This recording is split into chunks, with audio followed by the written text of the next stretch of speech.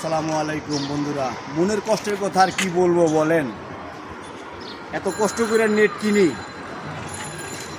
সেই নেট আমার নাকি কালকে শেষ হয়ে যাব। 15 জিবি নেট রয়ে গেছে ভাই। এই 15 জিবি নেট যদি আমার থাকতো, আমার কষ্টের টাকা যদি আনলিমিটেড থাকতো, তাহলে আমি আরও হয়তো 10 দিন আপনাদের সাথে ব্যবহার করিয়া কথা বইলা চলতে পারতাম।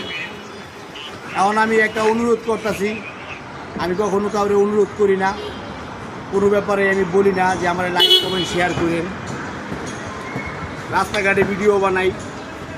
যদি এটা আনলিমিটেড করে দিত বাংলাদেশ সরকার আর গ্রামীণ ফোন কোম্পানিগুলো আর কি, তাহলে সবার জন্য একটু উপকার হইতো। আমি এই কথাটাই বলতে চাইতেছি আপনাদের কাছে, যদি পারেন। আমার কথাটা অতি গুরুত্বপূর্ণ।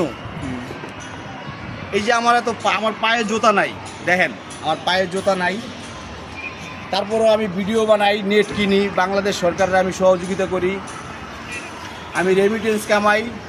আমাকে অনেক বন্ধুরা বাংলাদেশে থাইকে আমি রেমিটেন্স কামাই।